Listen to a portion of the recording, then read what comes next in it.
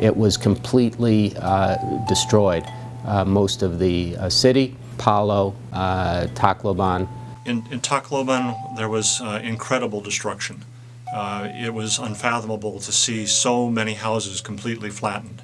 The devastation was nothing I've ever seen in my entire career. But what struck me most was the sadness, the desperation, and the shock that I saw in all of the people that were there. I remember thinking that this must be what the results of a nuclear blast, you know, the after effects must look like, because the effects were almost complete and utter devastation. In Leyte Gulf in 1944, MacArthur returned, and the ships came into the harbor and engaged in one of the great naval battles, probably the biggest naval battle in recorded history. So people in the Philippines know of the great battle in Leyte and the liberation of the Philippines having started there. And the fact that we came back was remarked on by many people, that we were there to help people recover from this disaster.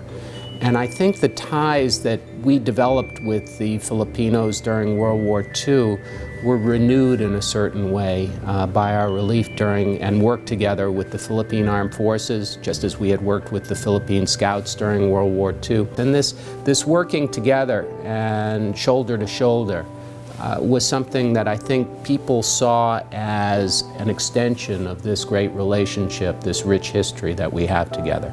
You know, one of our core principles is when friends are in trouble, America helps. So the first phase was understanding the degree of devastation, how much destruction, what was going to be needed in the near term, how many people needed to be fed, how many people needed health care, Medicare, medical care, etc. So working together with the Philippine government and the armed forces of the Philippines, it was really quite amazing to watch how everybody worked together as a team to begin responding in those initial days. We had been working, we meaning JustMag, had been working with the armed forces of the Philippines. Essentially, we set up, we began to push supplies from Villamor Air Base, where 3rd MEB had its supplies, down to Tacloban.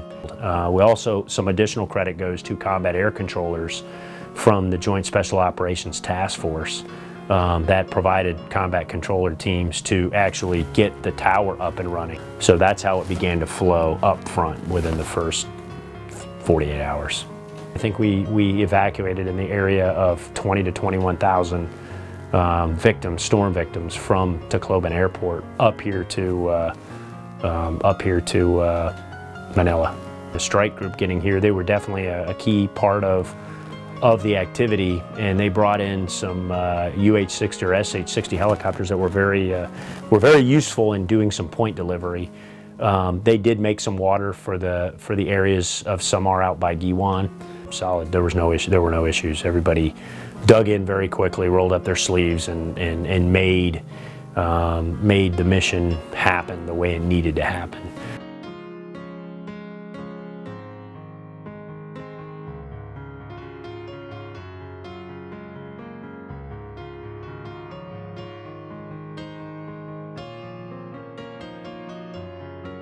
We worked well together, and this was a result of, I think, of years of exercising together with the Balikatan exercises, amphibious landing exercise, aka FIBLEX, and a host of other bilateral activities that United States, forces from United States Pacific Command and the Armed Forces of the Philippines participated in together yearly.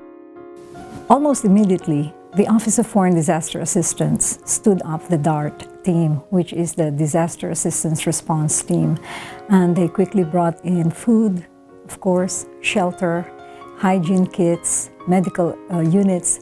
These were the most important things. We needed to be able to make sure that they had roofs over their heads, food to eat, and that we controlled whatever diseases might come out of this. You have to see this as a continuum, starting with the immediate assistance, the humanitarian assistance and disaster relief in the immediate aftermath of the storm. And then we started to look at the recovery and rehabilitation stage. where we've been working with the Philippine authorities as they stood up a rehabilitation office under Secretary Lacson.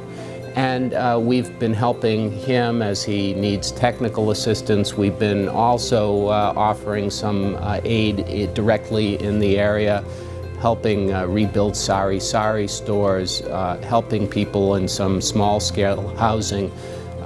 But it's really been trying to help organize and mobilize the effort to reconstruct, and to reconstruct in a way that will be better prepared for another storm in the future.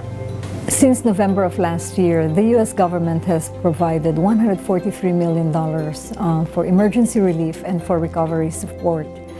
Of this amount, the USAID provided about $108 million, $56 million for emergency support right after the typhoon. With $52 million, we are building about 200 classrooms, 10 hospitals and medical units.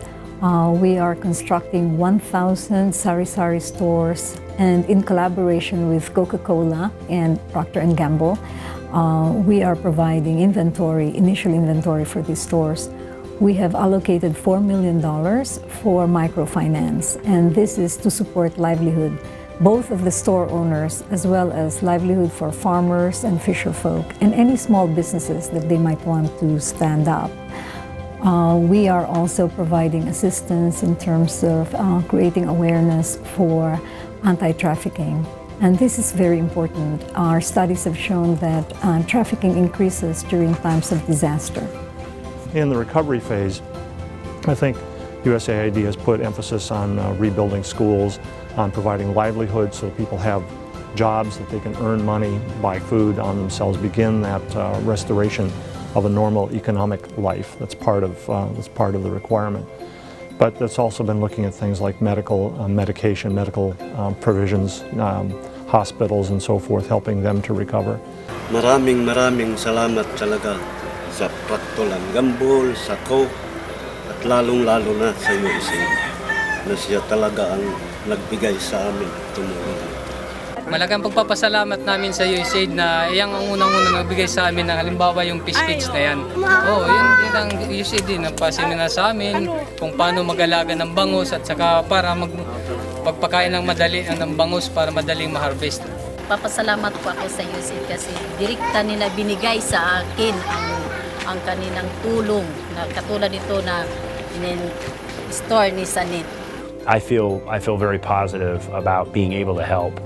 The role of both myself and all of our team members here being able to help and answer the call when that call came. So I think looking back on things, I can say I am most proud of being able to help bringing help to so many people. The idea that the international community will always come to the aid of the Philippines if these kinds of situations happen again, and they will. I think that recovery is much in progress. Houses are being built, stores are being put up, buildings are being constructed. More importantly, the sadness that characterized the people in Tacloban, Leyte, and everywhere else where the typhoon hit are gone. People are smiling again, and this is very typical of Filipinos. Filipinos are known to be resilient and hopeful.